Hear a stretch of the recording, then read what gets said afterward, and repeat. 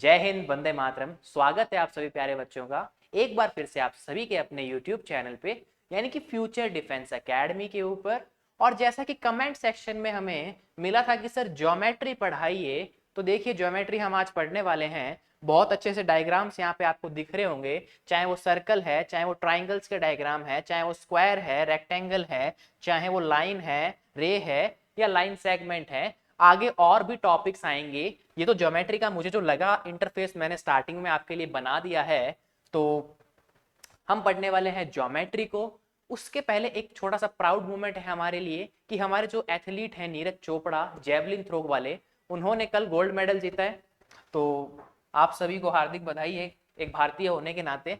तो अब आगे बढ़ते हैं, हम बात करते हैं पॉइंट के ऊपर। किस पे बात करने वाले हैं हम पॉइंट के ऊपर बात करने वाले हैं कि पॉइंट क्या होता है। पॉइंट एक तरीके से आप देखेंगे ना, तो बस ये मैंने इस तरीके से कर दिया, ये पॉइंट है। ठीक है। अब अगर आप इसको जैसे ही मैं जूम करूंगा ना, इसको इस तरीके से, भाई आप जूम करते हैं ऐसे ही करते हैं, तो आप कुछ ऐसा दिखेगा ये। ठीक है, इसको बोलते हैं पॉइंट। ठीक है।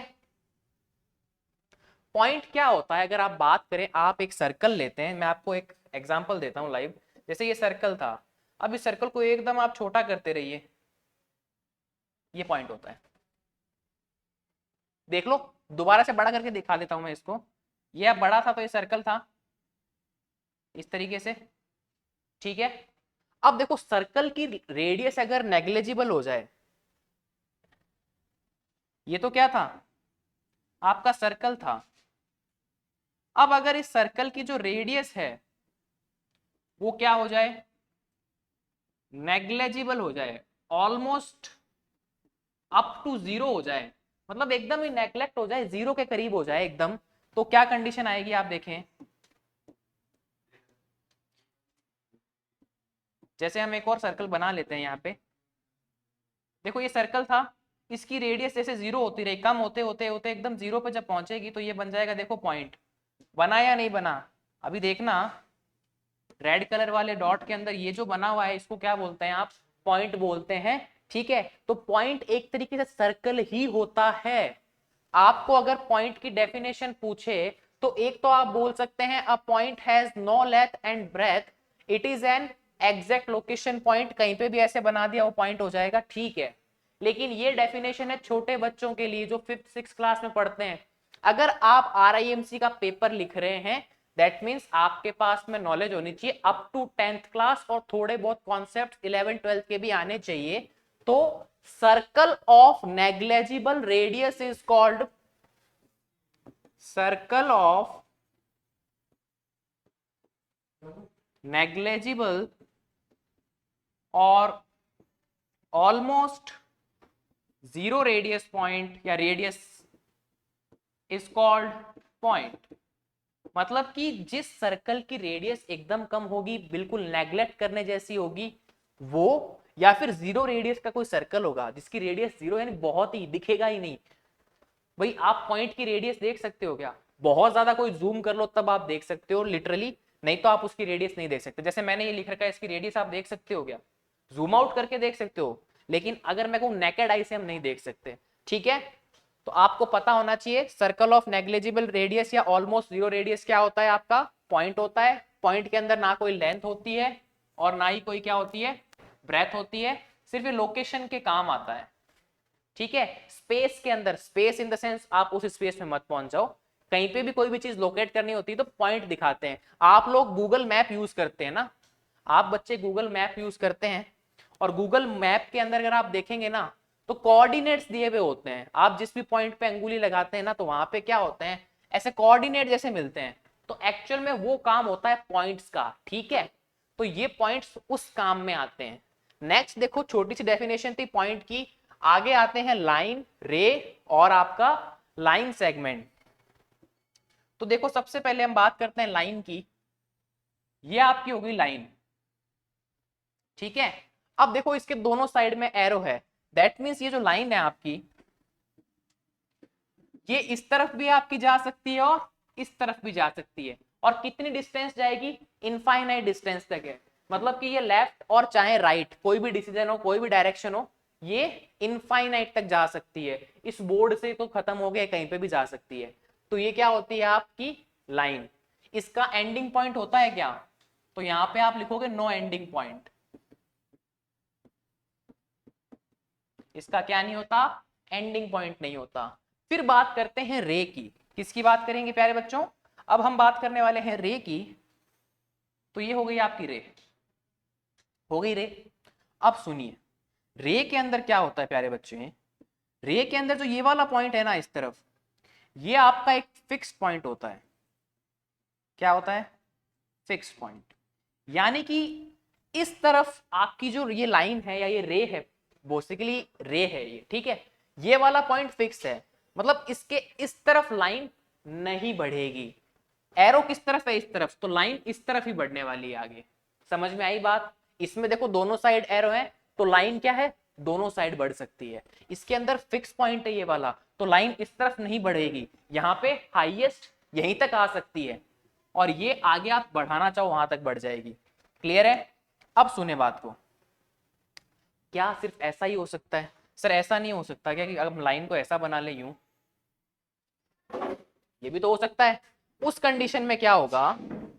उस कंडीशन में आपका फिक्स पॉइंट ये वाला हो जाएगा, और डायरेक्शन में आगे इस तरफ बढ़ती रहेगी। कहने का मतलब ये है कि एक साइड फिक्स पॉइंट होगा, इस साइड भी हो सकता है और इस साइड भी हो सकता है, वेदर इट इज आपका लेफ्ट हैंड साइड हो या चाहे राइट हैंड साइड हो, मतलब एक साइड आपकी होगी। जरूरी नहीं है लाइन ऐसे ही मिले, आपको लाइंस ऐसे भी मिल सकती है। ये लो सर, ऐसे भी हो सकती है, तो दूसरी लाइन ऐसे भी आ जाएगी, देखो।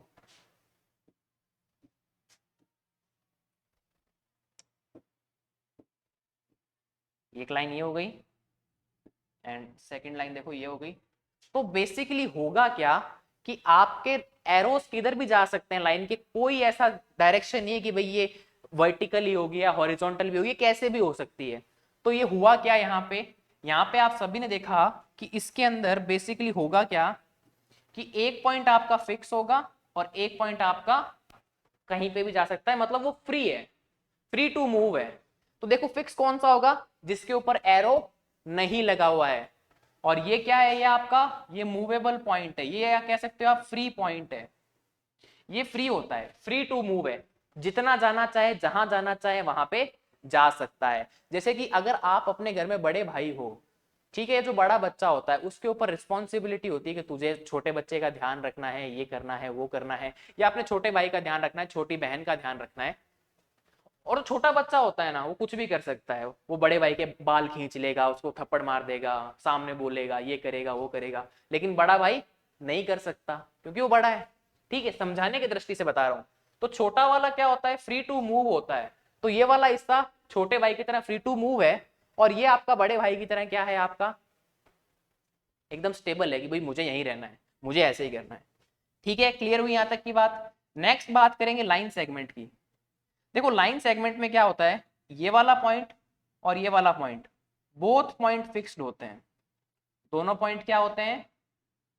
फिक्स्ड होते हैं। तो अब मेरा एक जनरल क्वेश्चन यहाँ पे ऐसा है कि अगर मैं बात करूं कि इनमें से लेंथ किसकी फिक्स्ड होगी, तो मुझे बताओ, ये और ये दोनों ही पॉइंट फिक्स है, दोनों ही नहीं बढ़ रहे हैं, तो यहाँ पे लेंथ फिक्स्ड हो जाएगी। क्या हो जाएगी? लेंथ फिक्स्ड हो जाएगी। बट इन दोनों सिनेरियो में आप नहीं कह सकते कि लेंथ क्या होगी, क्योंकि दोनों डायरेक्शन में ये बढ़ रही है। तो अगर मान लो ये यहाँ पे 15 सेंटीमीटर या 50 सेंटीमीटर है, फॉर दैट मैटर इसकी लेंथ 50 सेंटीमीटर है, तो ये चाहे तो और बड़ी हो जाए, 60 भी हो सकती है, इसी तरीके से ये 80 भी हो सकती है, इसकी मर्जी पे है। जितना ज्यादा ये मूव करना चाहे उतना मूव कर सकती है। सेम विद दैट, ये इस तरफ जितना चाहे मूव कर सकती है, ये इस तरफ जितना चाहे मूव कर सकती है, ये इस तरफ जितना चाहे मूव कर सकती है, और ये इस तरफ जितना चाहे मूव कर सकती है। तो ये मूवमेंट के लिए फ्री है, इसलिए ये भी क्या होती है? आपकी इनफाइनाइट लेंथ की होती है। ये दोनों की दोनों क्या होती है? आपकी इनफाइनाइट लेंथ की होती है, मतलब इनकी लेंथ फिक्स नहीं होती। एक तो सॉरी, लेंथ फिक्स नहीं होती, या आप कह सकते हो इनफाइनाइट लेंथ की होती है। बट आपकी जो लाइन सेगमेंट है ना, वो तो भैया दो पॉइंट्स के बीच की डिस्टेंस है, सीधी सी बात है। तो इसको तो आप लाइन को उठा के चाहे कहीं से कहीं ले जाओ, कुछ भी कर लो, ये दोनों पॉइंट यही रहेंगे और इनके बीच की जो डिस्टेंस है ना ये भी सेम ही रहेगी, तो लाइन सेगमेंट हमेशा सेम रहता है। तो बेसिकली छोटा सा क्वेश्चन था लाइन रे और लाइन सेगमेंट के ऊपर, बहुत ही इजी सा है, कुछ भी नहीं है इसके अंदर। अब देखो एक होती है आपकी कर्व्ड लाइंस, ऐसी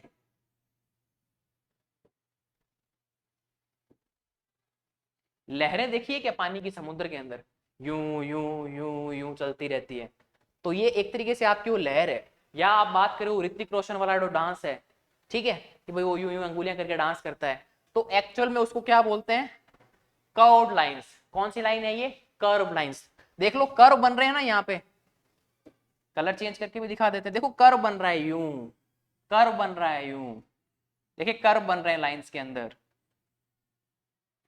ऋतिक रोशन हाथ से यूं यूं यूं डांस करता है ना वो वाला, तो वो कर्व्ड होता है। तो ये क्या हो गई, कर्व्ड लाइन। एक और होता है आपका दैट इज पैरेलल लाइन। अब भैया पैरेलल लाइन क्या होगी, पैरेलल लाइंस का मतलब होता है वो दो लाइंस जो एक दूसरे को इनफाइनाइट पर भी टच ना करे। जैसे देखो आप, जैसे एक लाइन ये है और दूसरी लाइन और बनाते हैं हम, दूसरी लाइन प्यारी सी ये है। अब ये दोनों लाइन क्या है, पैरेलल है। पैरेलल इन द सेंस इनके बीच की डिस्टेंस आप चाहे यहां पे निकालें, चाहे आप यहां पे निकालें, चाहे आप यहां पे निकालें, चाहे आप यहां निकाल लें। कहने का मतलब है यहां निकाल लो, यहां निकाल लो, यहां यहां यहां यहां यहां, आपकी जो मर्जी हो आप उस पॉइंट पे निकाल लो डिस्टेंस, वो डिस्टेंस क्या रहने वाली है, सेम। सपोज इसकी डिस्टेंस 5 सेंटीमीटर है, तो यहाँ पे भी 5, यहाँ भी 5, आप यहाँ निकालेंगे तो भी 5। इन दोनों लाइंस के किसी भी पॉइंट की डिस्टेंस, मतलब इन दोनों के बीच की जो डिस्टेंस है ना वो आप निकाल लो, सेम रहेगी। ये होता है पैरेलल लाइंस का कॉन्सेप्ट। या फिर आप दोनों लाइंस को इनफाइनाइट तक बढ़ा लीजिए, देखिए ऐसे, इसका मतलब क्या है, दोनों लाइंस क्या हो रही है, इनफाइनाइट तक बढ़ ही रही है। तो ये लो बढ़ा रहे हैं ना। पैरेलल का मतलब क्या हुआ कि आप इस लाइन को इनफाइनाइट तक बढ़ा दो, लो मैंने बढ़ा दिया, आप इस लाइन को भी इनफाइनाइट तक बढ़ा दो, लो मैंने बढ़ा दिया।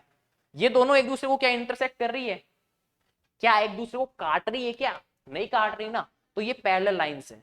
कौन सी लाइंस है, पैरेलल लाइंस। तो दो लाइंस की बात कर रहे थे हम, दैट इज पैरेलल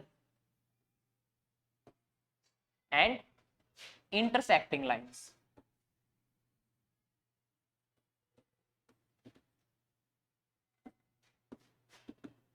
देखो पैरेलल लाइंस क्या होती है और इंटरसेक्टिंग लाइंस क्या होती है। देखो पैरेलल मैंने आपको बताई दी कि भाई जिसके बीच की डिस्टेंस हमेशा मेंटेन रहे, या इनफाइनाइट तक भी अगर हम बढ़ा दें किसी लाइन को, इंक्रीज कर दें, तो भी वो आपस में क्या नहीं होनी चाहिए, कट नहीं करनी चाहिए, इंटरसेक्ट नहीं करनी चाहिए। एक बार फिर से देख लेते हैं। देखो ये इतनी बड़ी लाइन मैंने बनाई यहाँ पे, ठीक है, तो चलो इसको छोटा करते हैं पहले। ये इतनी लाइन थी और एक और लाइन मैंने ले ली, दैट इज ये, ठीक है बच्चों। अब देखो इनको इनफाइनाइट तक बढ़ाने की कोशिश करते हैं। मतलब इनफाइनाइट तो मैं नहीं बढ़ा सकता, बोर्ड की एक अपनी लेंथ होती है, बट हम कोशिश करते हैं। देखो इसको इनफाइनाइट तक मैंने इंक्रीज किया और इसको भी मैंने काफी इंक्रीज किया। देखो इन दोनों के बीच की डिस्टेंस आपको ऑलमोस्ट सेम दिख रही होगी, दिख रही है।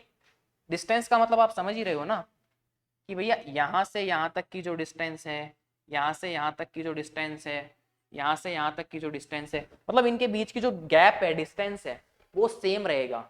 और इनफाइनाइट तक भी अगर मैंने बढ़ा दिया है तो इंटरसेक्ट नहीं कर रही है।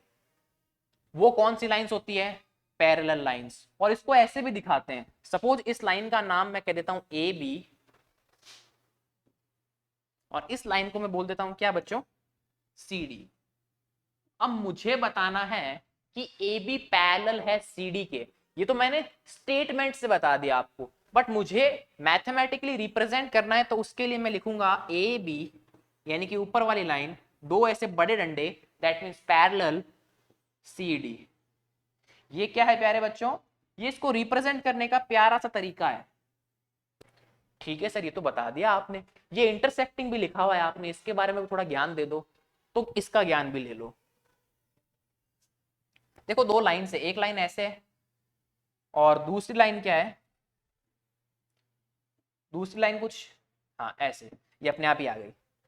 अब देखो ये लाइंस कैसी हैं, अभी तो नहीं काट रही आपस में, लेकिन देखो जैसे ही मैं इसको आगे बढ़ाता हूं, ये बढ़ाया और ये मैंने इसको भी बढ़ाया, थोड़ा सा और बढ़ा ले।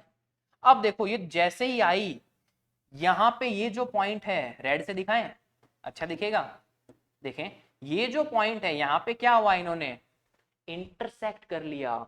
इस पॉइंट को क्या बोलते हैं, इंटरसेक्टिंग पॉइंट। क्या बोलते हैं, इंटरसेक्टिंग पॉइंट। और ये दोनों लाइंस कौन सी हो गई, इंटरसेक्टिंग लाइंस हो गई। कौन सी लाइंस हो गई, इंटरसेक्टिंग लाइंस हो गई। और इन्हीं लाइंस के इंटरसेक्ट करने से यहां पे बनते हैं आपके प्यारे प्यारे एंगल्स, और लाइन से ही फॉर्मेशन हो जाता है एंगल्स का। ठीक है, तो अब ये दोनों टॉपिक एक दूसरे से जुदा नहीं है। अगर लाइंस नहीं होगी तो एंगल्स का कॉन्सेप्ट आएगा ही नहीं। दो लाइंस आपस में टकराती हैं तभी तो एंगल बनता है ना। पहले भाई मदर होते हैं, फादर होते हैं, उनकी शादी होती है, फिर तो बच्चा होता है ना। तो इसी तरीके से लाइन होगी, उसी के बाद तो एंगल आएगा। बच्चे कहते हैं सीधा सर एंगल पढ़ा दो, सीधा ट्राइंगल पढ़ा दो। नहीं बेटा, पूरे प्रोसेस से चलते हैं, और जो नहीं चलते वो फिर खराब हो जाता है मामले। ठीक है, तो इंटरसेक्टिंग की बात पता चल गई ना आपको, एक बार फिर से देख लो। इंटरसेक्टिंग का मतलब क्या है, दो लाइंस अगर एक दूसरे को कट करती हैं, देख लो, तो वो बोलते हैं इंटरसेक्टिंग लाइंस। और जिस पॉइंट पे कट करती है उसको बोलते हैं इंटरसेक्टिंग पॉइंट। बात हो गई इंटरसेक्टिंग लाइन और इंटरसेक्टिंग पॉइंट की। अब हम बात करेंगे क्या, आपकी पैरेलल लाइंस भी हमने कर ली है, अब हम बात करने वाले हैं परपेंडिकुलर लाइंस की बात कर सकते हैं। परपेंडिकुलर लाइन, वैसे टॉपिक इतने ज्यादा दिए हुए नहीं होते, बुक में भी नहीं मिलेगा आपको कि भाई परपेंडिकुलर लाइन भी कोई टॉपिक है, बट मैं आपको बता दे रहा हूं पहले से ही। परपेंडिकुलर लाइन जैसा ऐसा कुछ भी नहीं है, बट परपेंडिकुलर लाइंस होती क्या है वो देख लो। देखो एक लाइन आपकी ऐसे है, और यहां पे क्या हुआ, दूसरी लाइन आ गई कोई ऐसी। ठीक है, नेमिंग कर दें इसकी, मैं बोल देता हूं इसको ए बी, और ये आपका सी डी। अब ये परपेंडिकुलर है, ये कौन सी बात होती है, परपेंडिकुलर का मतलब होता है बेटा 90 डिग्री। अगर दो लाइंस में 90 डिग्री बन रहा है, दैट मींस ये दोनों लाइंस क्या है, परपेंडिकुलर हैं। परपेंडिकुलर का मतलब 90 डिग्री बनना चाहिए। Perpendicular means 90 degree. ठीक है, थोड़ा सा फन के लिए कर देते हैं, प्रोनाउंसिएशन में दिक्कत कई बार। तो परपेंडिकुलर का मतलब क्या होता है, 90 डिग्री, यानी कि 90 डिग्री जहां बन रहा है वो लाइंस क्या है, परपेंडिकुलर है। इन दोनों लाइंस के बीच में 90 डिग्री बन रहा है, दैट मींस ये लाइंस क्या है, परपेंडिकुलर है। A B perpendicular C D,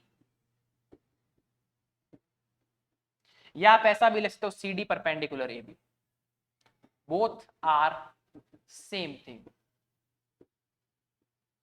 ठीक है, अब जैसे पैरेलल का आपने मैथमेटिकल साइन बताया था सर, वैसे इसका भी बता दो। तो इसका भी सुन लो अच्छे से, क्या होगा कि ए बी परपेंडिकुलर का साइन ऐसा होता है, या आप ऐसा लिख सकते हो C D perpendicular A B, दोनों बातें एक ही है। ठीक है, दोनों के बीच में 90 डिग्री बन रहा है, तो आप कह सकते हो कि भाई इसका एंगल 90 डिग्री है या इसका एंगल भी 90 डिग्री है। एक चीज पहले आ रही है, क्या दिक्कत है इसमें, कोई दिक्कत थोड़ी है। ए बी और सी डी के बीच में 90 डिग्री का एंगल है, या सी डी और ए बी के बीच में 90 डिग्री का एंगल है, देख लो। ए बी और सी डी के बीच में 90 डिग्री एंगल है, या आप ऐसा बोल सकते हो कि सर सी डी और ए बी के बीच में 90 डिग्री है, तो कोई डिफरेंस थोड़ी हो जाएगा। आप 6th क्लास में पढ़ते हो और 6th क्लास में आप पढ़ते हो, आप 9th क्लास में पढ़ते हो और 9th क्लास में आप पढ़ते हो, आगे पीछे हो गया ना। पहले 6th थी, वहां पे आप आ गए, 9th में आप चले गए। समझ में आई बात भाई। एक होता है कि आप RIMC की तैयारी कर रहे हो और RIMC की तैयारी आप कर रहे हो, थोड़ा बहुत फर्क है, बट चीजें सेम ही है। वैसे नहीं समझ में आया होगा, very bad example I think. ठीक है, तो अब हम बात करेंगे किसकी, हम बात करेंगे एक तो ओपन कर्व की और एक क्लोज्ड कर्व की। किसकी बात करेंगे? दो चीजों की छोटी छोटी बात कर लेते हैं, that is open curve and closed curve, कि भाई ओपन कर्व क्या होता है और क्लोज्ड कर्व क्या होता है। देखो ओपन कर्व का मतलब हो गया जैसे ये लाइनें थी ना, या ये है, इस तरीके की चीजें हैं, ये सब ओपन कर्व है। और अगर मैं बात करूं क्लोज्ड कर्व की, तो क्लोज्ड कर्व का मतलब हो गया आपका, देखो ये आपका क्लोज्ड कर्व है, बंद है ना, ये बनाया मैंने, अभी ब्लू जैसा दिखा तो होगा आपको, लेकिन ये आपके क्लोज्ड कर्व है। मैं पेंसिल से भी बना लेता हूं, ये देखो, ये आपका क्लोज्ड कर्व है, ये आपका क्लोज्ड कर्व है, ये भी आपका क्लोज्ड कर्व है। देखो कैसे, क्लोज्ड कर्व का मतलब क्या होता है, देखो किसी भी साइड से खुला नहीं है, ये बंद है। क्लोज का मतलब क्या होता है, दरवाजा बंद कर दो, भी क्लोज द डोर का मतलब क्या होता है, दरवाजा बंद कर दिया, तो दरवाजा बंद है। क्लोज कर्व का मतलब क्या है, ऐसा कर्व जो क्या हो जाए, बंद हो जाए। अगर मैं ऐसा लिखता हूं ना, ये भी क्लोज है, ऐसा लिखा वो भी क्लोज है, बट अगर ऐसा लिख दिया, देखो ये वाला, तो ये क्लोज नहीं है, क्योंकि देखो यहां से ये क्या है, ओपन है। अगर इसको क्लोज बनाना है तो क्या कर दो, ये लो ऐसे, ये क्लोज हो गया। तो क्लोज और ओपन बहुत ही फर्जी सा कॉन्सेप्ट है, आप सबको देखते पता लग जाएगा कौन सा क्लोज होता है कौन सा ओपन होता है।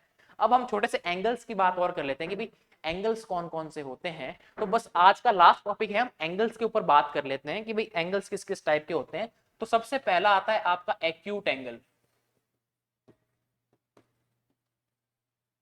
तो भैया ये एक्यूट एंगल क्या होता है, इसकी बात करेंगे तो सुने बात को, ऐसी फिगर होती है इसकी,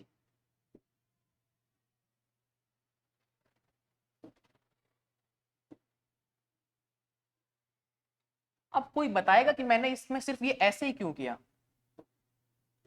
मैं ऐसे भी तो कर सकता था, मैंने रेड वाला क्यों किया, और अगर रेड वाला सही है तो क्या व्हाइट वाला सही है, या दोनों ही सही है, ऐसा क्वेश्चन अराइज होना चाहिए। तो आप लोग ध्यान रखिएगा कि इस कंडीशन में रेड वाला सही है, कौन सा सही है, ये वाला, ये गलत है। और क्यों गलत है ये भी सुन लो, जो आपके एंगल्स मेजर होते हैं ना, एंगल्स को मेजर करते हैं ना, वो आपके एंटी क्लॉकवाइज करते हैं, एंटी क्लॉकवाइज। दैट मीन्स घड़ी की उल्टी दिशा में। घड़ी कैसे चलती है आपकी, ऐसे, तो एंटी क्लॉकवाइज डायरेक्शन क्या हो जाएगी, ये वाली। इसीलिए जो एंगल बनते हैं ना, वो हमेशा एंटी क्लॉकवाइज डायरेक्शन मेजर होते हैं। Angles measure anticlockwise direction में होते हैं, ये बात ध्यान रखना, बहुत ही बेसिक सी बात है। इसलिए ये वाली डायरेक्शन कौन सी होती है, एंटी क्लॉकवाइज, है ना, तो इसलिए रेड वाली सही है, व्हाइट वाली रॉन्ग है। तो ये तो हो गई बेसिक सी बात। अब देखो एक्यूट एंगल का मतलब ये हो गया कि ऐसा एंगल जो 0 से बड़ा होगा और 90 डिग्री से छोटा होगा, वो आपका क्या होता है, एक्यूट एंगल, डबल ए। यानी first A means acute and second A means angle. तो एक्यूट एंगल का मतलब क्या हो गया आपका, 0 से 90 डिग्री के बीच का जो एंगल होता है ना, उसको एक्यूट बोलते हैं। देखो मैं इसमें दिखाता हूं तुम्हें, चलो एक और बढ़िया एग्जांपल दिखाता हूं। ये जो है ना, ये यहां से देखो, यहां पे आया तो भी एक्यूट है, यहां आया तो भी एक्यूट है, यहां आया तो भी एक्यूट है, यहां पे तुम ऐसे ले जाते रहो यहां तक ये एक्यूट है। जैसे ये 90 डिग्री अटेन कर लेगा ना, उसके बाद एक्यूट नहीं रहेगा, क्योंकि इसने क्या बोला है यहाँ पे, 90 से छोटा होता है ना वो एक्यूट होता है, 90 वाला एक्यूट नहीं होता, ये बात ध्यान रखना। तो 90 से छोटा जब तक रहेगा तब तक एक्यूट रहेगा। अगर मैं आपको बोलूं एक्यूट के एग्जांपल, तो 65 एक्यूट है, 95 एक्यूट है क्या, तो 95 डिग्री एक्यूट एंगल नहीं होता है, क्योंकि ये 90 से बड़ा हो गया।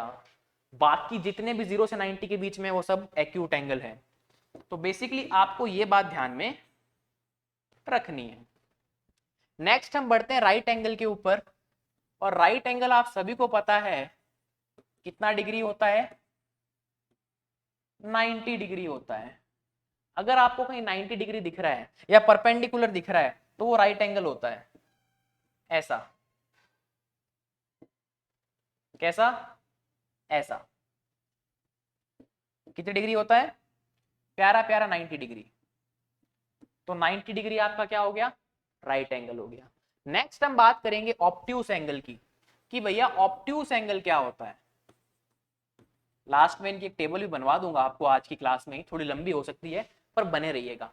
ऑब्ट्यूस एंगल क्या होता है, ऑब्ट्यूस एंगल का मतलब ये हो गया दैट इज 90 ऑब्ट्यूस एंगल, ऐसे लिख लो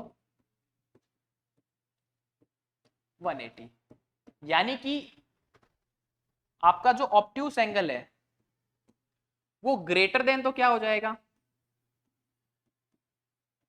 90 डिग्री, और लेस देन क्या हो जाएगा 180 डिग्री। यानी कि 90 से 180 डिग्री के बीच में जो एंगल्स हैं वो क्या हैं आपके ऑब्ट्यूस एंगल हैं। अगर मैं बोलूं आपको 135 degree obtuse angle, 145 degree obtuse angle, 175 degree obtuse angle, 195 degree, no sir ये ऑब्ट्यूस में नहीं है, क्योंकि ऑब्ट्यूस का मतलब क्या होता है आपका कि भाई 90 से तो बड़ा होता है और 180 से आपका क्या होता है छोटा होता है, उसको हम कह देते हैं ऑब्ट्यूस एंगल। और ऑब्ट्यूस एंगल का अगर आप डायग्राम देखना चाहते हैं तो देख लीजिए, पहला तो ऐसा और फिर क्या होगा ऐसा, ठीक है। ये देखो ये एंगल दिख रहा होगा आपको, एंगल 141, एंगल 146, देखो दिख रहे होंगे अच्छे से।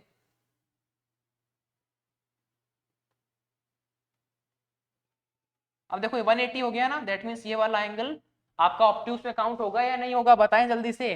देखो 180 से क्या लेस वाले, तो 180 ऑब्ट्यूस में नहीं, तो इसको यहीं छोड़ देते हैं 168 के ऊपर। तो ये होता है आपका क्या ऑब्ट्यूस एंगल, जो 90 से 180 के बीच में होता है। अब हम बात करेंगे आपके स्ट्रेट एंगल के ऊपर। किसके ऊपर,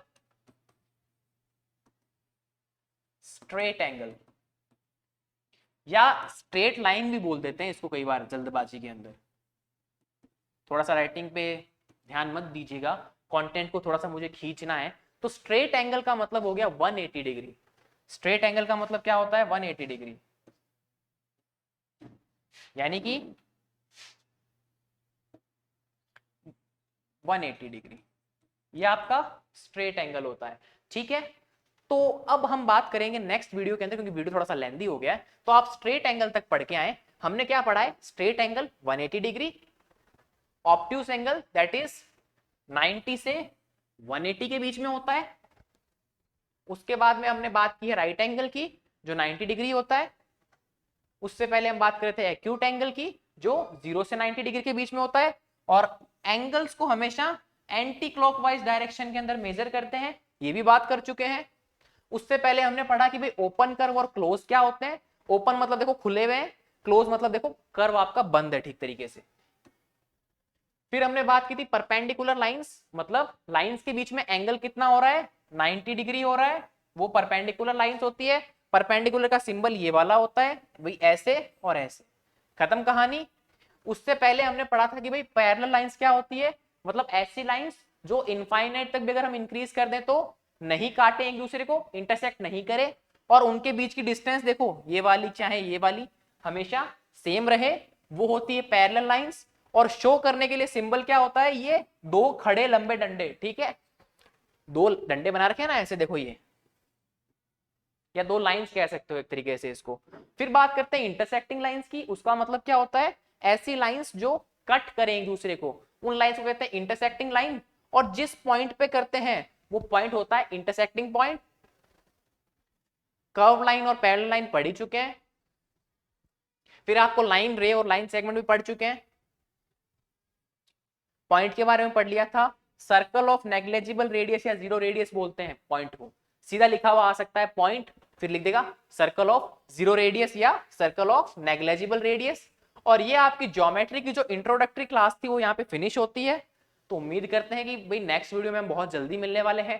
थोड़ा सा वीडियोस के अंदर इशू हो गया था, हमारी अभ्यास सीरीज के अंदर भी इशू हो गया था, क्योंकि मेरी थोड़ी सी तबीयत खराब हो गई थी, ठीक है। तो अब से सही है, भगवान की दया है सब कुछ, तो क्लासेस आपको प्रॉपर मिलती रहेगी। जो थोड़ा सा आपको सफर करना पड़ा है कि भाई क्लासेस नहीं हो पाई है, उसके लिए एक्सट्रीमली सॉरी। आगे से ऐसा कोई इशू नहीं आने वाला है। तो मिलते हैं नेक्स्ट क्लास में, लेकिन तब तक के लिए आप पढ़ते रहिए और फ्यूचर डिफेंस एकेडमी पर अपना प्यार जो आप दिखा रहे हैं वो दिखाते रहिए, ठीक है। थोड़े से लाइक शेयर सब्सक्राइब कम हो गए क्लासेस नहीं हुई है तो उसको इंप्रूव करें। मिलते हैं नेक्स्ट क्लास में, तब तक के लिए बाय बाय, थैंक यू और जय हिंद, वंदे मातरम।